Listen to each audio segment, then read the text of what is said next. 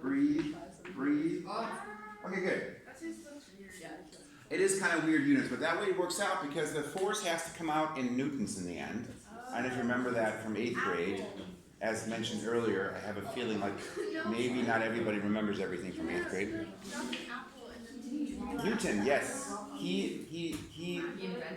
The story is that he saw an apple fall, and he saw the moon in the sky, and he said, wow, I think the same force that the Earth acts on the apple with is also the force that the Earth acts on the moon with. And that's kind of a revolutionary idea. Today we feel pretty confident that makes sense, but initially they thought the celestial spheres were completely different from the Earth. Like everything was different down here compared to up there.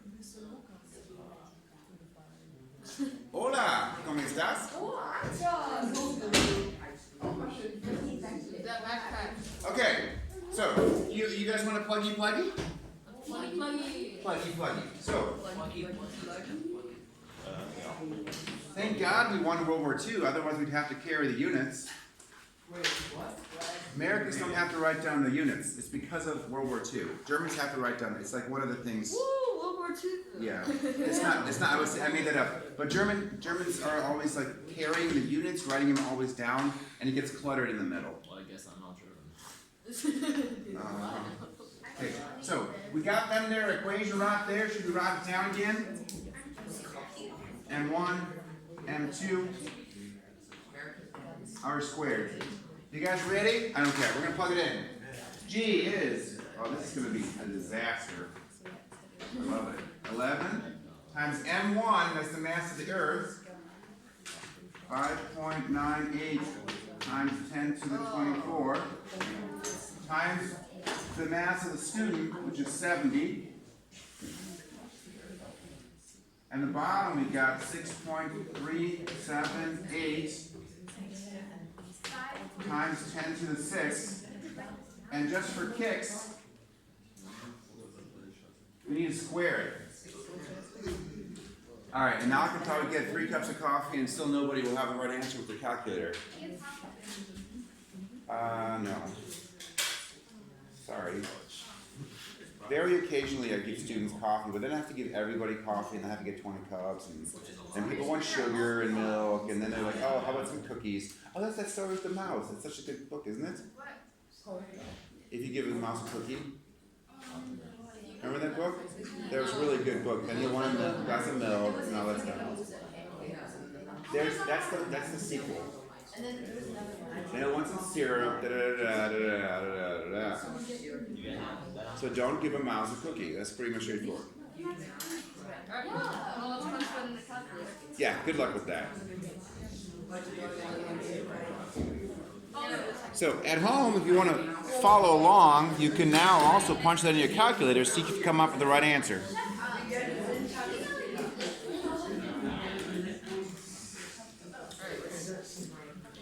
Okay, now we should probably take attendance.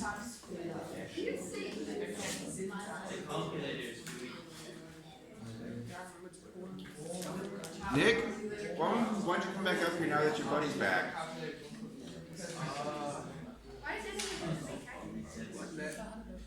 Oh yeah, it's not like this. Can I go back next hour? Good. You don't miss me. Huh? You don't miss me. He wants a word of affection so he comes back to you, into your open arms. Oh, he's cool now that I mentioned open arms. Okay, bye, guys. Nice studies. I'll remember that. Alright. Okay. Bye. Yeah. It is. This is a lot of drama. Terrible. Okay, this is the part where you punch it in your calculator, you doofuses. Syntax grade, I want to say. Some people don't even have a calculator.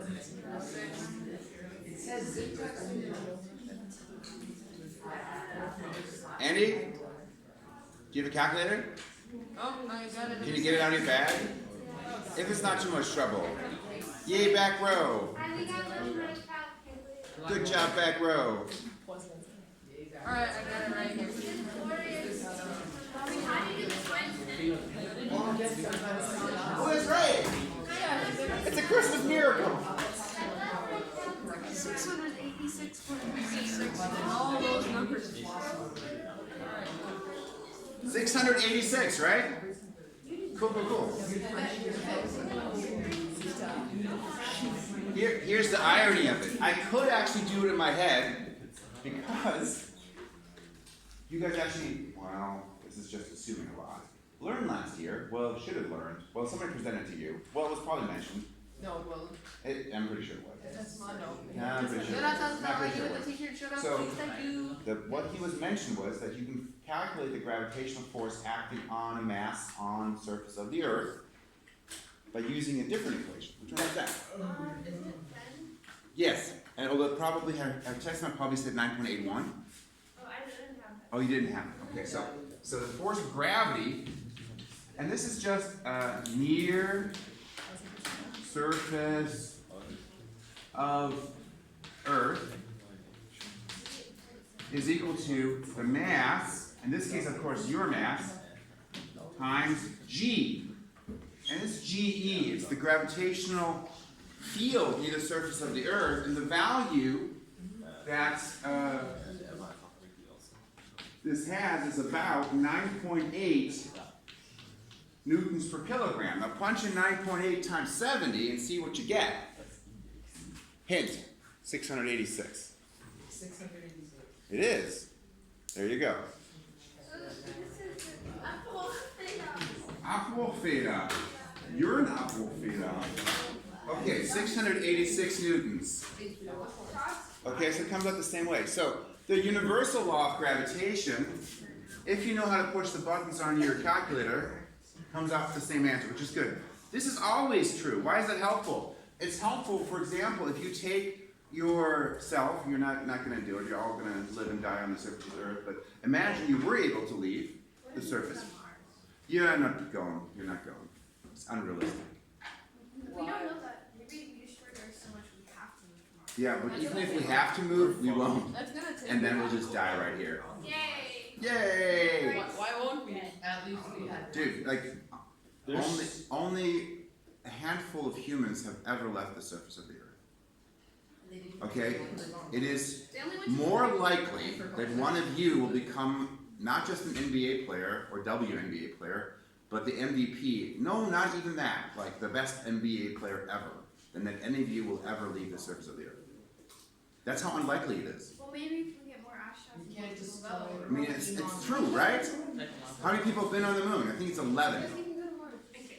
11. Because once there was a movement, like time can say.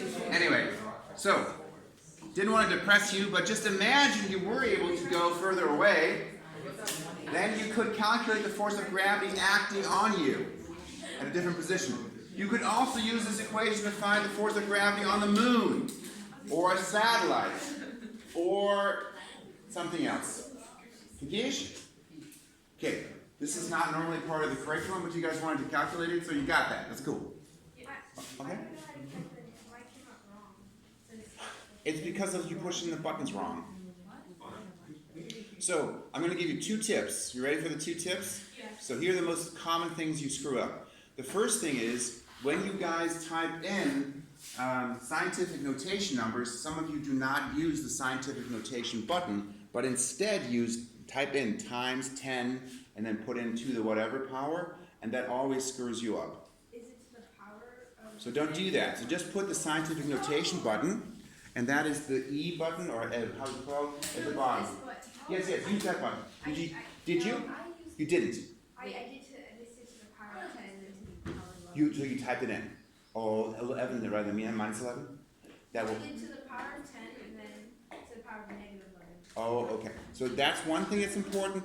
The other thing that you guys tend to screw up is order of operations. So it's really easy to screw that up. So what I would do for this is I actually put everything in individually because I also don't trust my ability to do order of operations. So what I'll do is I'll put in 6.67, right? Then the times 10 to the x button. Then you got to use a little minus in parentheses button, not the minus subtraction button. There's 2 different ones. 11, yes. Then I do times this thing here, and then I hit enter. Okay?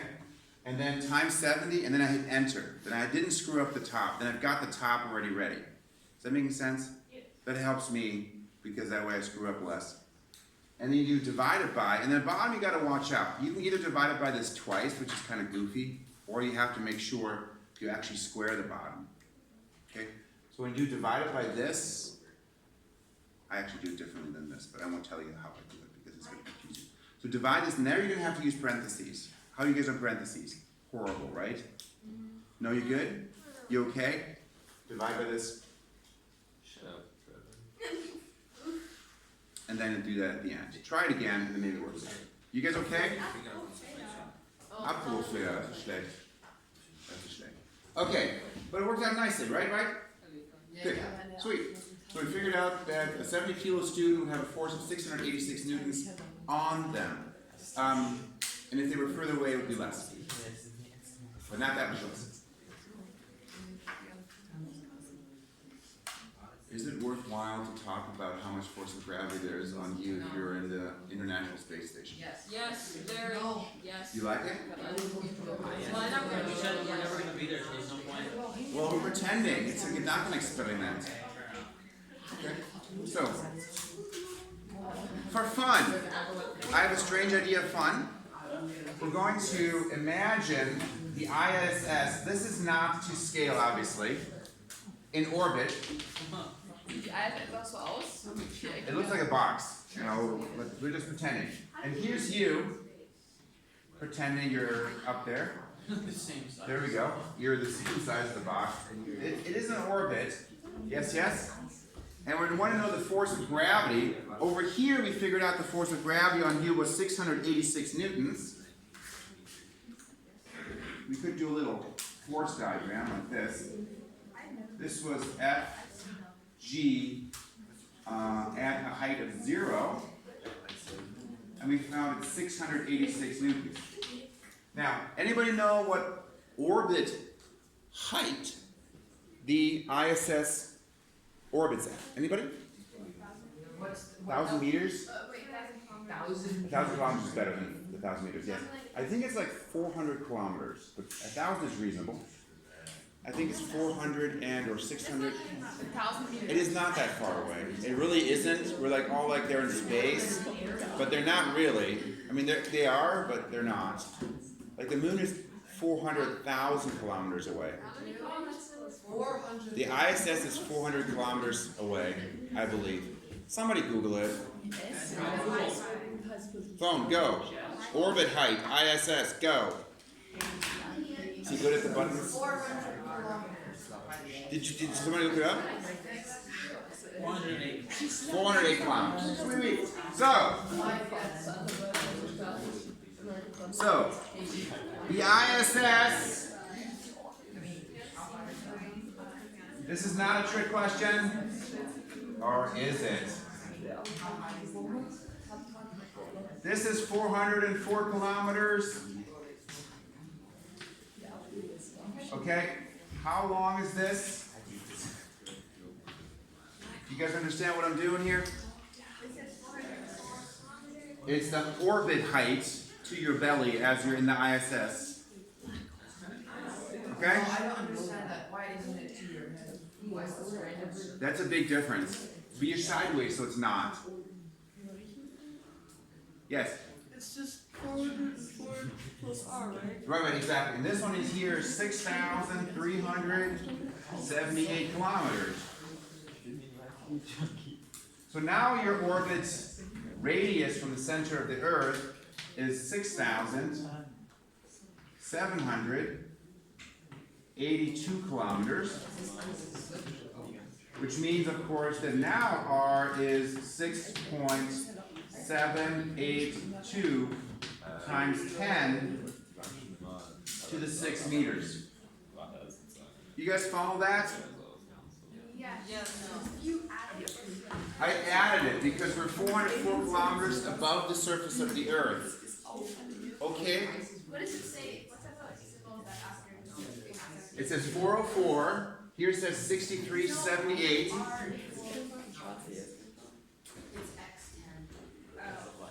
X10. And then it's 6, then I add them together in kilometers because we're gooder with that kind of stuff. And then we put it in scientific notation here. Chill? Yay. Okay. The Rechnung ist die gleiche, ja? Except you change this number right here, ja? Now in the grüne calculation, you put in the 6,782. Yes, yes? Sehr gut. 6.782. So, go push the buttons badly and come up with a Rechenfehler or whatever you guys just did. We can try again. We'll get a new result. So this was at the surface.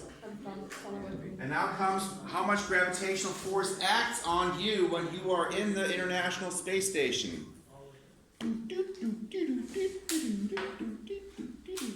Coffee is the best. Tea is better.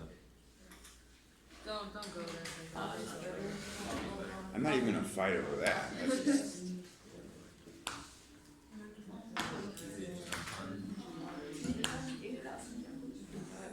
There you go. Jumping into action with the calculator.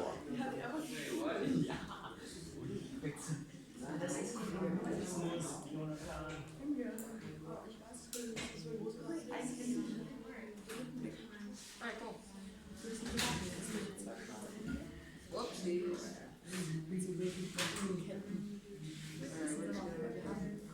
Them baking those Franzbrötchen is really a cruel and unusual punishment. What? Yeah, and they smell so good. You want to eat like 8 because one's never enough. Let's be realistic. Coffee, with coffee maybe. Let's be realistic. They're not very filling, and they're like €1.70 or something. So expensive. The Franzbrötchen. Everything is high. So, They're taking our money away. You got something? 607.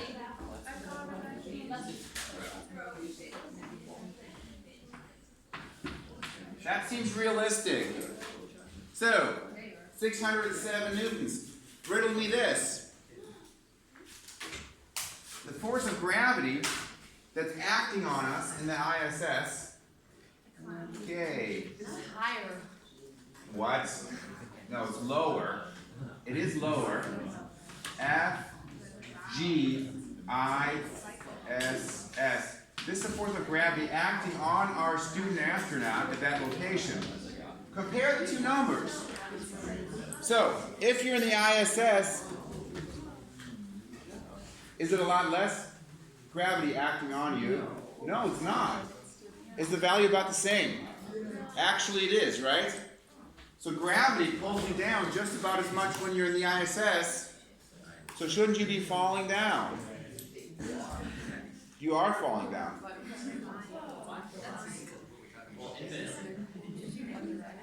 Yeah. You are falling. Yes, you are. Yes, you are. You are. Do you guys understand that? I think you're not listening. So if you're in the space station, the force of gravity on you is just about the same as if you were on the surface of the Earth. People think that gravity does not apply in space. That is false. That is false. It is very slightly less. We just worked out the math. You're 607 rather than 686. You don't. You're falling the whole frickin' time. Good. How are you falling though? You're falling around. You're falling around the. You're falling around the Earth. You're falling around the Earth. That's orbit. Orbit is just falling around the Earth. Yeah. So if you want to think about, this is kind of a strange think about it. This space station, yes, yes, is a projectile.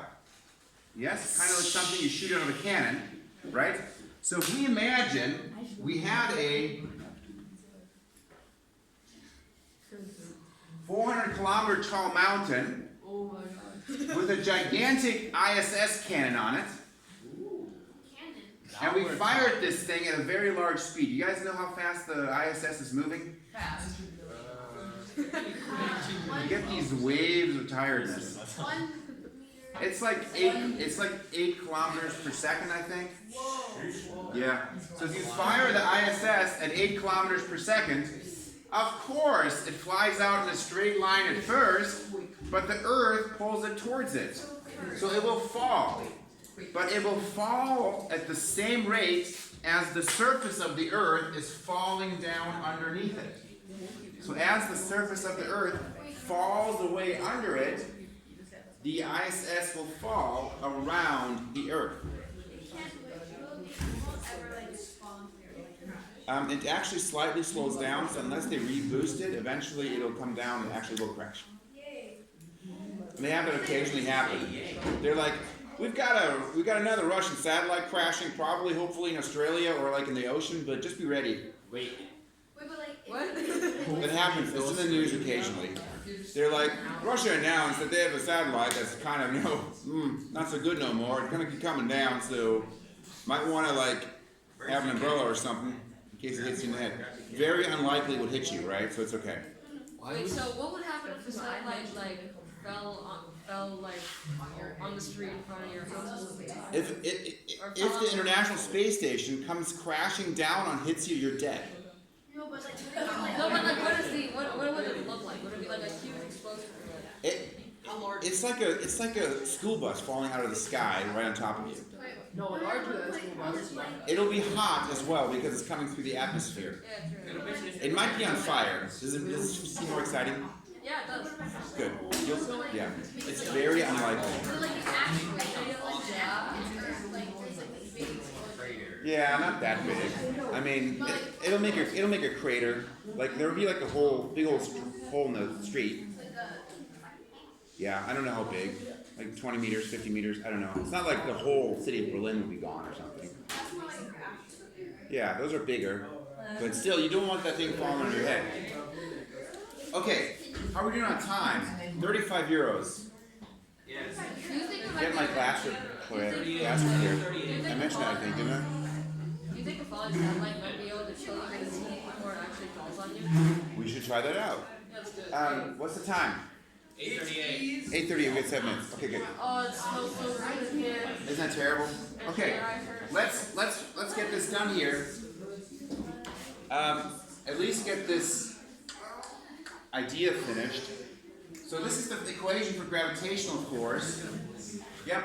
Why did I get 0.0006.07? I think it's your fault. Well, yeah, I know that was good. Oh, you somewhat typed in the powers wrong, but did you get the 607 right? I got 607, yeah. Yeah. Yep. Okay. Okay, but it is 607 newtons. That should be right. Okay. We have a similar equation for electricity. It's called Coulomb's law. It's part of the 8th grade curriculum. I'm sure you all remember it. Coulomb's law. This is named after a French guy called Coulomb. Yeah, we heard about it. You did? Well, no, we know the word cool though. Oh, okay. It goes like this.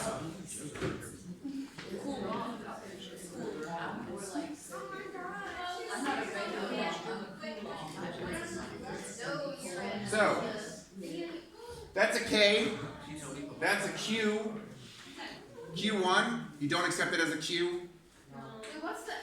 F what's underneath the F? that's R. No, underneath the F. EL, like electric force. K is electrostatic constant.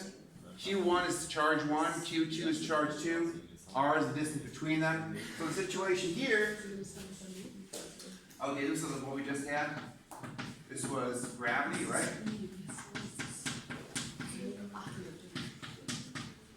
Now we have electricity. We've got a charge 1. We've got a charge 2. Again, they're a distance r apart. And the constant that connects them is 9 times 10 to the 9 Newton meters squared per Coulomb squared. Is this similar in size to this one? 9. Okay, so it's a very large number. Okay? Power to 9. So charges exert large forces on each other compared to gravity. See that? Yeah. Because the constant's so big. So if you have a 1 kilogram mass with 1 coulomb of charge, the coulombs is a bigger deal. Yep. Why is it C to the power of 2? It is because when we plug it in to the equation, we get 2 times coulombs here. So the coulomb squared, it needs to cancel out for the unit to be newtons at the end. So that's cool. So we wrote down that equation. Now here's the big question here. What we're going to write down here? What's that? Numbers. And we're not sure yet what we're going to write down there. Yeah? Well, for J, we'd probably write the 9. Okay. Oh, I see. To actually plug it in, we could do an example like that. But I meant for magnetism. For magnetism, I don't know. It's complicated, actually. You don't learn about that till Oberstufe, actually. Yeah? I was going to say, you write like F and then small. We could, but we don't. Yeah, it's a little bit complicated because we're not really sure what North Poles are, right? Except people from Gdansk, those aren't definitely North Poles. That's very far in the north. Very It's actually on the Baltic. Oh. Yeah, you can't go further north because there's the Baltic. Then you're in the Baltic. It's true, right? That's very true. Okay, I think we're done with the bad puns, and we'll leave it at this. We got Herbstferien. Yeah. So, all right, because I mean for us, right? Because we had class yesterday. We have class 2 days ago. We did have class yesterday. We did have chemistry, right? But we don't see each other till Monday after Herbstferien. Just a reminder. There's a test scheduled for November 18. That's a Wednesday. That's first period. November 18. That's the day before Bermune. That's the day before my birthday. Aww. Oh, yeah, we already have that date. Good. We'll do a quiz a week before that. How's that sound? Okay. Let's do a quiz a week before that. So quiz the November 11th. That sounds good. Where's November 11th? That sounds good. So, after break, we're going to be back in the lab rooms. So, over with, wait, where do we meet? With Mr. Lee's room, I think. Okay? So, W206, I think is the room. So just remember that because it's right after break, and we'll meet over there. Right after break. Monday after break, we'll meet over there, not here. Part of the test. No. That we meet over there then. Quiz. The quiz is on the 11th, right?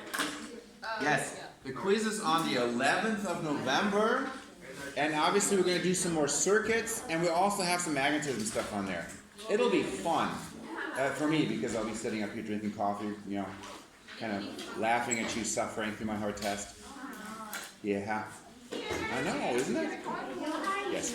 Okay. I'm more of a two-step kind of guy.